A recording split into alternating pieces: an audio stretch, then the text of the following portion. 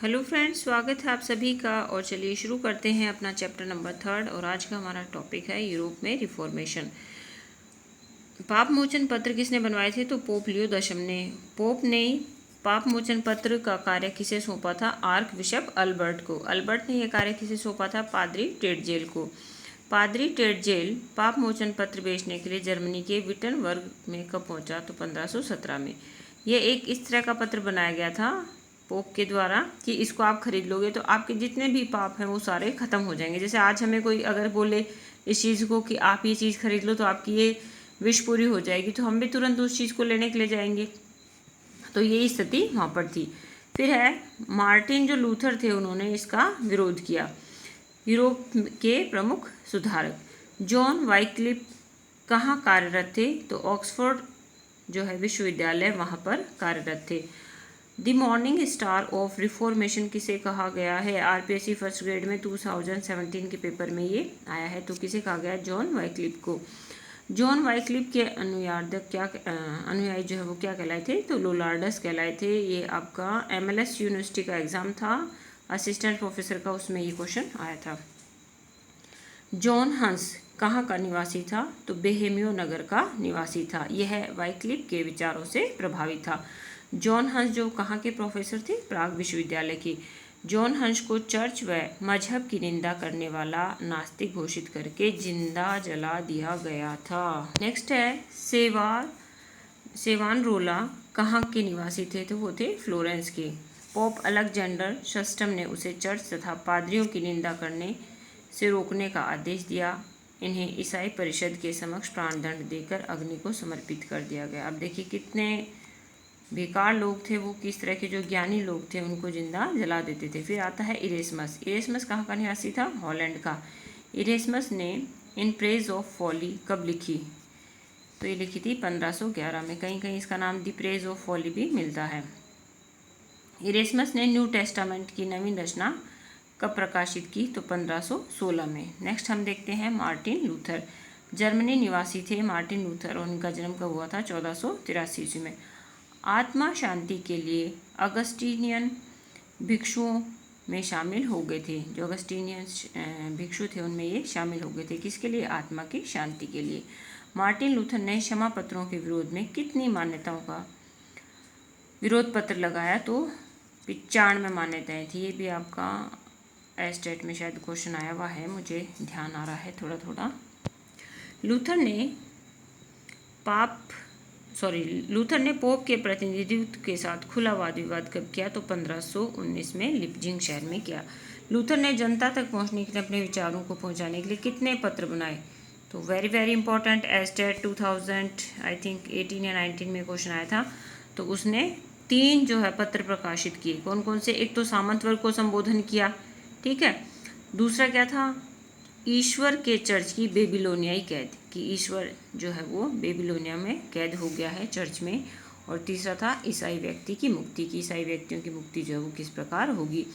Pope ने 1520 तथा 1521 में वर्म्स की सभा में लूथर को चर्च विरोधी विचार रोकने के लिए कहा। फिर स्पीयर की प्रथम पांथिक सभा कब हुई?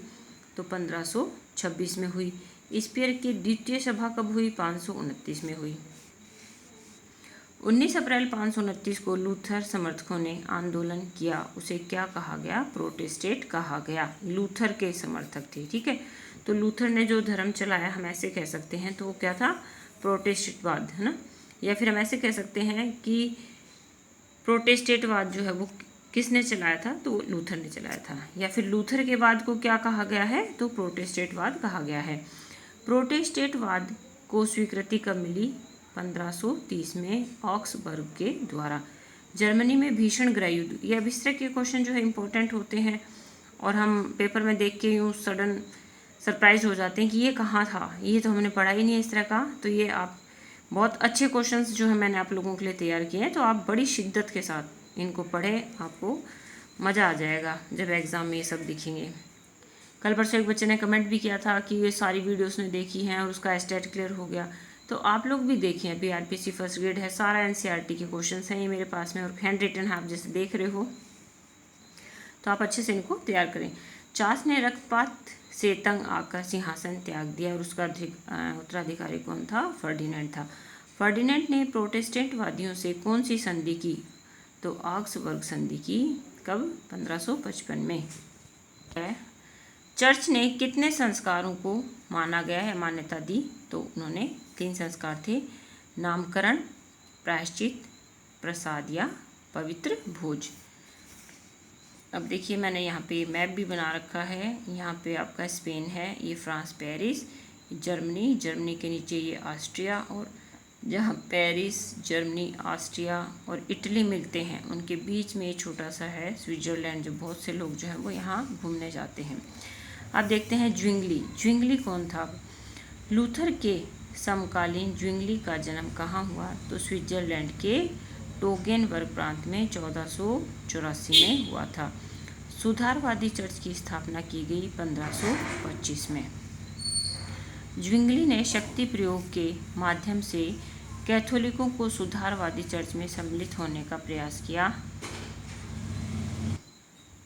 ज्विंगली ने शक्ति प्रयोग के माध्यम से कैथोलिकों को सुधारवादी चर्च में सम्मिलित करने का प्रयास किया, जिससे 1531 में स्विट्ज़रलैंड में गृह युद्ध हो गया और इस युद्ध में ज्विंगली मारा गया। उसने क्या किया कि ज़बरदस्ती जो है इन लोगों को अपने उसमें शामिल करने लगा, ग्रुप में। गृह युद्ध के पश्चात कौन सी संधि हुई? तो कौन सी थी? कैपल की संधि। कैपल की संधि से स्विट्ज़रलैंड में कैथोलिक व प्रोटेस्टेंट दोनों मतों को मान्यता मिल गई। फिर आता है कॉल्विन। कॉल्विन का जन्म कहाँ हुआ था? तो 1509 में फ्रांस में हुआ था। प्रोटेस्टेंट मत की स्थापना लूथर के बाद किसने की? तो कॉल्विन ने की थी। ये भी MLS यूनिवर्सिटी का एग्जाम था, तो असिस्टेंट प्रोफेसर में क्वेश्चन आया था। नेक्स्ट है, कॉल्विन ने मजहबी साहित्य का अध्ययन किया, तो कहाँ पे? पेरिस में। कॉल्विन ने स्विट्ज़रलैंड की किस पुस्तक की रचना की? स्विट्ज़रलैंड में तो institute of the Christian religion की रचना की। यह पुस्तक प्रोटेस्टेंटवाद के इतिहास का प्रभावशाली ग्रंथ साबित हुई। कॉल्विन को मानने वालों में व्यापारी वर्ग जो है वो अधिक था। और कॉल्विन किसके अनुयायी थे? बताओ। लूथर के, है ना। और लूथर का जो धर्म था वो कौन सा था? प्रोटेस्टेंटवाद। कॉल्विन का प्रचार कहाँ कहाँ हुआ? तो देखो स्विट्ज़रलैंड, है ना, डच, नीदरलैंड, स्कॉटलैंड, जर्मनी के पैलेटिनेट में हुआ। फिर है इंग्लैंड और फ्रांस में भी इनके अनुयायी बने। फिर देखते हैं ब्रिटेन में एंग्लिकनवाद। ब्रिटेन में मजहबी सुधार आंदोलन का नेतृत्व किसने किया? तो वो किया था राजाओं ने।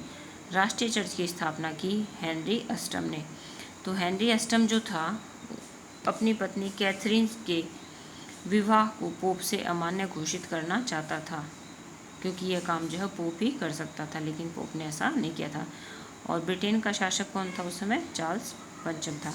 कैथरीन जो है वो चार्ल्स पंचम की बुआ थी, इसलिए पोप उससे डरता था, क्योंकि रोम की रक्षा चार्ल्स पंचम करता था। अब देखो यहाँ हम देखते हैं हेनरी अष्टम है, तो उसकी पत्नी कौन है? कैथरीन है।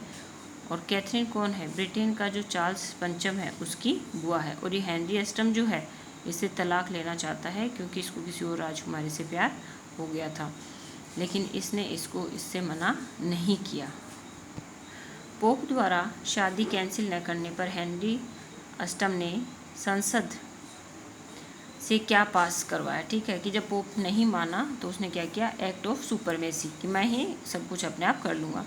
इस एक्ट के तहत हेनरी स्वयं चर्च का सर्वोच्च अधिकारी बन गया। ब्रिटेन की चर्च को हेनरी ने क्या नाम दिया? तो एलिंगन चर्च का नाम दिया। पोप को वार्षिक कर भेजना उसने बंद कर दिया। हेनरी अष्टम का उत्तराधिकारी कौन था? तो वो था एडवर्ड छठा। एडवर्ड छठे के काल में एंगल चर्च प्रोटेस्टेंट बन गया था। ठीक है। फिर आता है बुक ऑफ कॉमन फेयर नामक पुस्तक किसने प्रकाशित करवाई? तो वो करवाई थी कैमर ने। प्रसिद्ध 42 सिद्धांतों की घोषणा किसने की? कैमर ने। अगर बात करते हैं हम लूथर की, तो उन्होंने कितने करी थी? 45 की। ठीक है। नेक्स्ट है ब्रिटेन का रिफॉर्मेशन किस नाम से प्रसिद्ध हुआ? तो एंग्लिकनवाद के नाम से प्रसिद्ध हुआ। ट्रेंट सभा कहाँ आयोजित की गई थी? तो वो की गई थी उत्तरी इटली के ट्रेंट नामक नगर पर कैथोलिक पंथ की। मजहबी न्यायालय क्या कहलाते थे? इनक्विजिशन कहलाते। सोसाइटी ऑफ जेसस की स्थापना आपकी ये स्टेट में आया हुआ क्वेश्चन है 1534 में इग्नेशियस लोयोला ने जो है इसकी सोसाइटी ऑफ जीसस की स्थापना, ये डेट जो है बहुत इंपॉर्टेंट है, 1534। नेक्स्ट, इग्नेशियस लोयोला कौन था?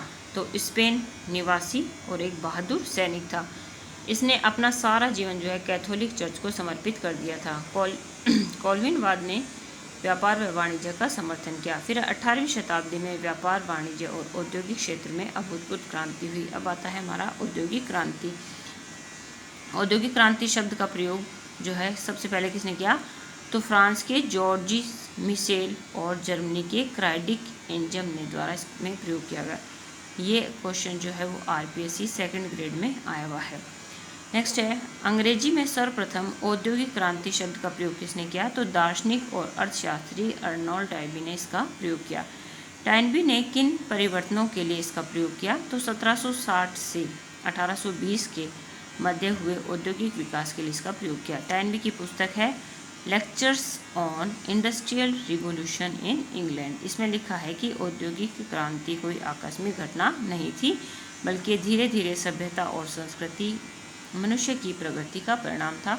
तो आज की वीडियो में फ्रेंड्स इतना ही, और अच्छे से आप लोग जो है इन क्वेश्चंस की तैयारी करें, आपका एग्ज़ाम जो है वो बिल्कुल क्लियर होगा। मेरी वीडियो देखने के लिए आप सभी का धन्यवाद।